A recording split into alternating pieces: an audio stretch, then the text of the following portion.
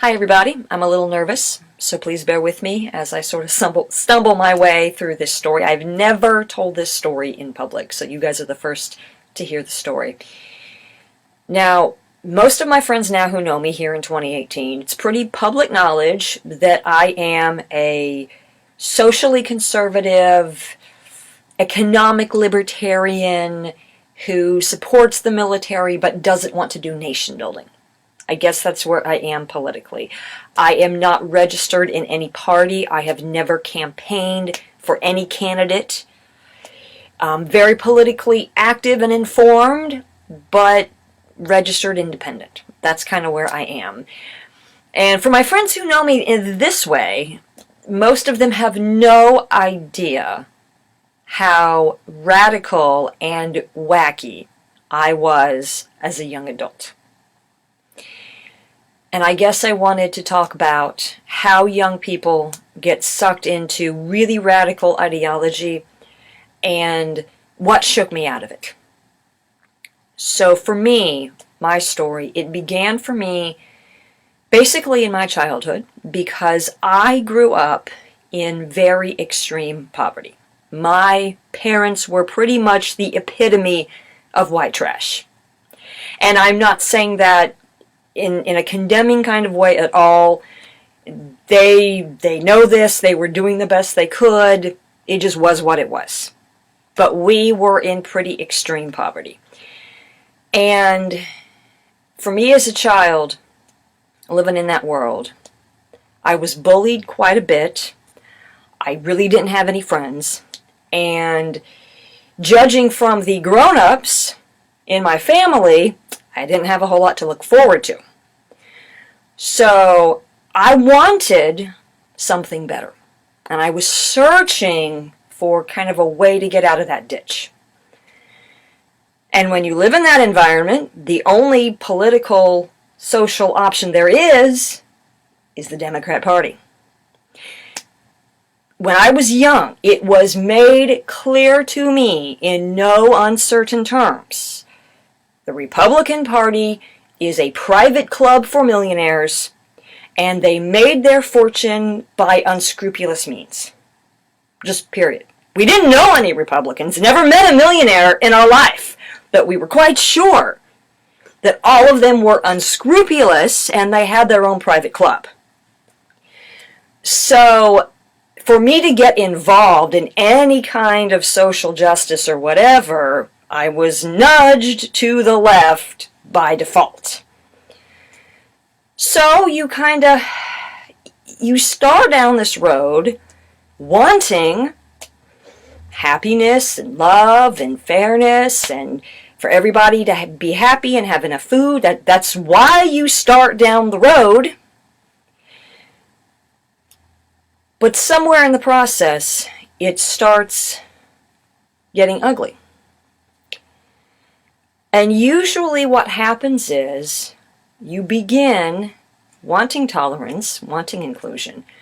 But all of a sudden as you go, you start looking for excuses to disqualify people. And that's always step one. And it's never anything personal. It's always about a philosophy or a policy or a social demographic. That's what it is. Everything is cast in terms of abstract. Demographics, institutions. It's never personal. It's always demographic. So you start off down this road and you start disqualifying. Well, why should I bother defending millionaires, millionaire Republicans? What do they need me for? And that's the little sleight of hand. I'm defending the little guy. What do they need my help for? They don't need me defending them.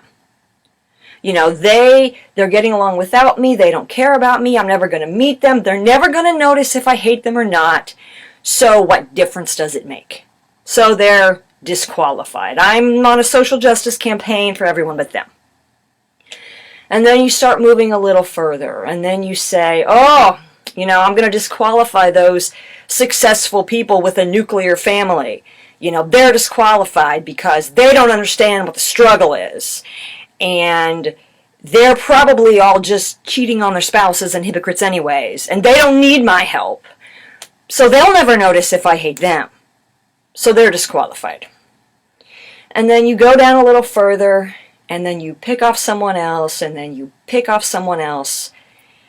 And next thing you know, you're marching down this road that's getting more and more narrow. And it's never a personal thing about the lady sitting next to you. It's always abstract. And at the time that I was getting into this, I was really hoping, like, okay, this is like how you bring about social justice. This is how you make things better. And years would go by and elections would happen and we would have this governor, that governor, and nothing was ever changing, and I wasn't seeing any good out of this. And, you would hear people say, the Democrats are morally bankrupt and the left is an empty ideology. You would hear these things, but it couldn't be true, right? Because you're investing all of your energy into this fight for the cause, and it can't be an empty ideology. So then you're searching for the meaning behind it. So then you're going further and further into the thoughts and the thought leaders behind this leftist ideology. And you're going further and further down the road, and it's getting more and more narrow.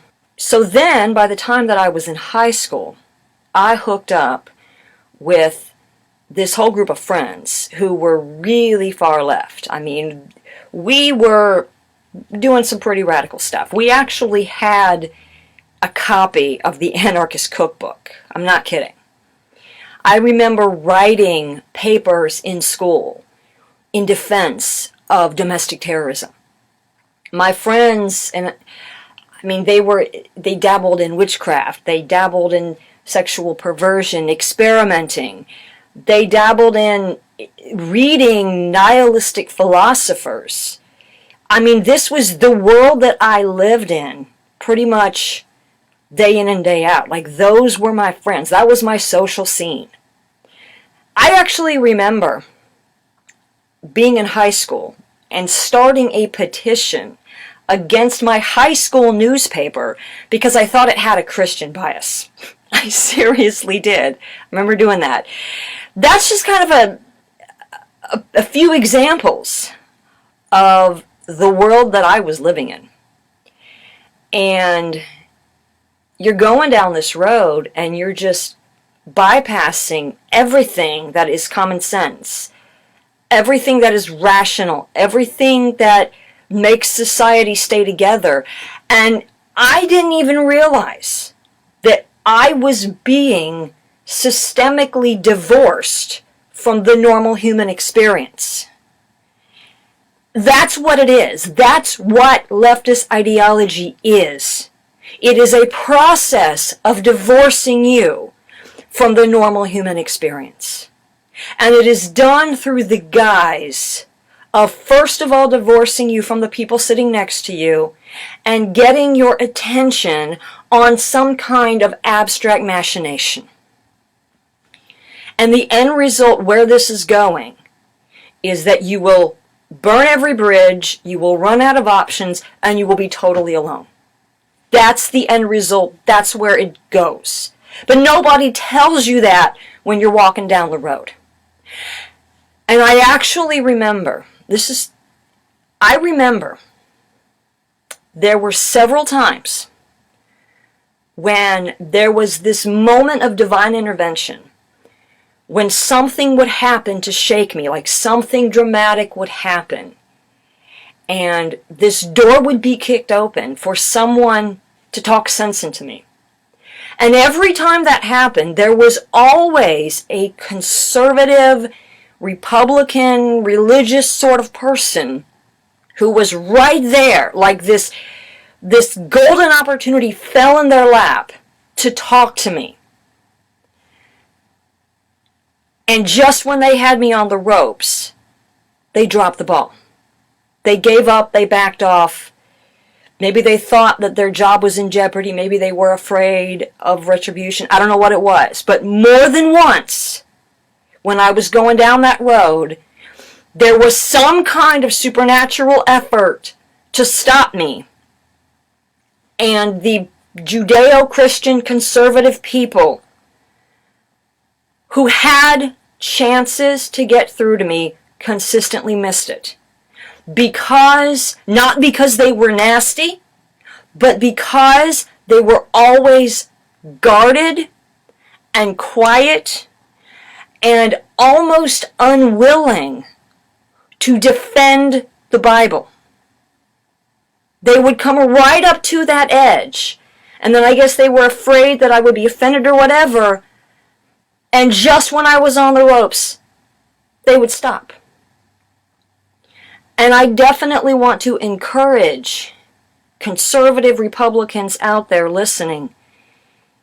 If you've got a young person you're talking to, and you feel this boldness come over you to say something, then you need to say something.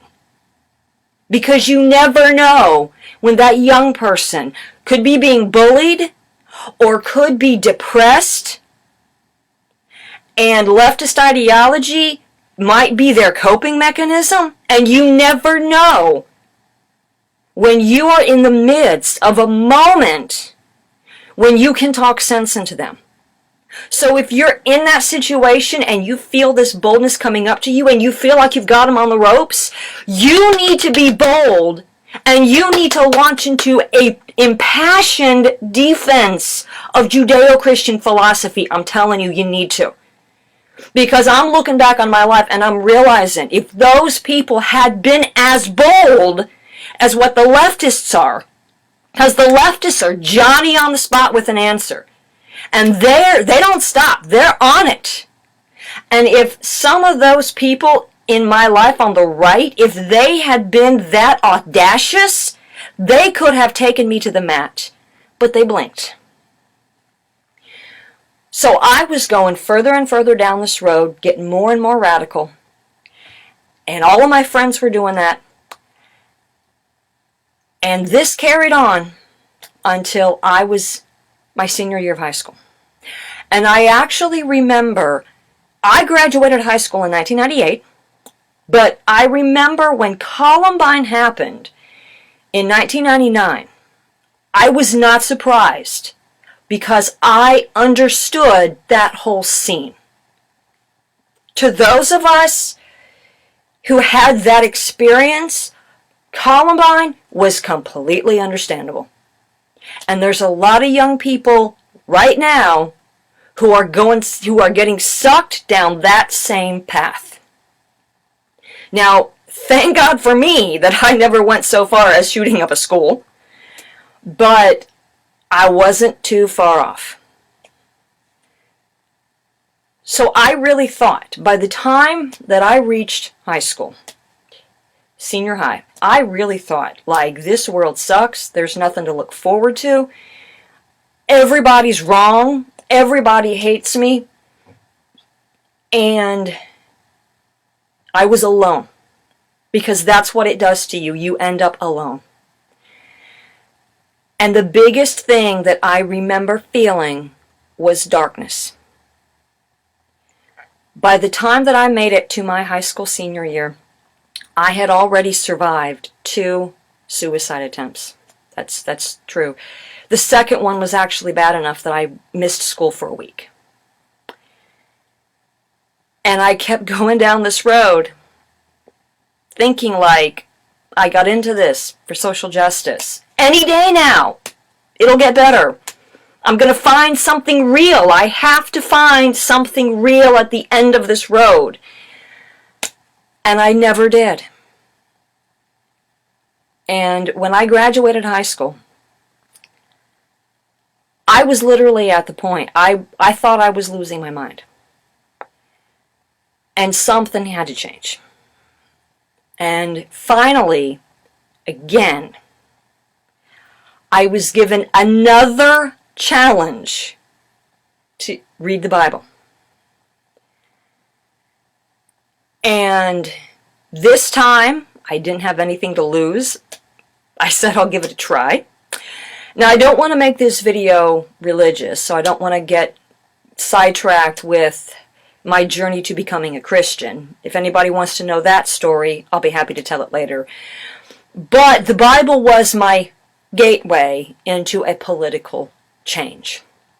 And the thing that really changed me was when I started reading the Bible and really listening and paying attention and noticing this pattern all throughout the Bible. Love your neighbor, love your enemy, honor your parents, live at peace with all men. You know, all of these great ideals that people claim they want. But I remember in the Bible, it was always in the context of a personal friendship. It was never about an institution. It was always about the person sitting next to you. Everything in that whole book is about people and not institutions. And you might be hearing that thinking, oh, that's common sense. This was like breaking news to me. This rocked my world. And I started sitting back saying, wait a second now, I can't start from the position of being a petulant, sarcastic little snit and then somehow think that that will produce more virtue in society. Like, one of those things does not lead to the other. That light bulb started going off in my head for the first time ever. It was breaking news to me. And it really rattled what I thought I knew about culture and society. So then I started walking through it like, wait a second here. My personal life and the people I meet in my daily life, that is my little sandbox to practice loving well, to cultivate virtue, to cultivate an atmosphere of heaven in my world. Because I can't control the government, I can control my world. And maybe if I did that and you did that and we all did that at the same time, then our society would turn around. That was a huge paradigm shift for me. When I was probably 21 or 22, when that really started sinking in. So then I went off on a mission to try to find like-minded people who were actually practicing personal virtue. I went off to find those people. And lo and behold, I didn't find them on the left. And I didn't find them, generally speaking, in the Democrat Party. There are some good Democrats out there. I'm not trying to stereotype the whole party. There are a lot of good people who are sort of moderate center leftists. I am not discounting you. But what I am saying is, I have seen the further you go down that leftist road, the less light there is. And when I started comparing personal application of love to what I saw from radical leftists, there was no reconciling. They were so miles apart that I was just like, these people are the opposite of what the Bible says, literally. So I had no choice. All I did was just start saying, okay, I'm going to meet this person right in front of me, ignore their skin color, ignore their social class, and just throw all that to the side, look at them as an individual, and watch their behavior. That's all I did. And I started seeing a crystal clear difference between people on the left and then the normal, sensible people who were a part of that normal human experience. So that's what pulled me much more over to the political right. And that's where I am today. And like I said, you might be listening to this and you might be thinking, oh, that's Christianity 101, or that's that's Western Civilization 101. But I'm here to tell you, you cannot take it for granted that that's common sense anymore. You can't. And so many people, conservatives, people on the right, they waste so much time talking until they're blue in the face, saying, I love everyone. I just love everyone. Believe me, I love everyone. But listen, you got to understand, when you're talking to a radical socialist, the word love doesn't mean what you think it means to them. And when you talk about loving people, you really can't take it for granted that they know what that word means.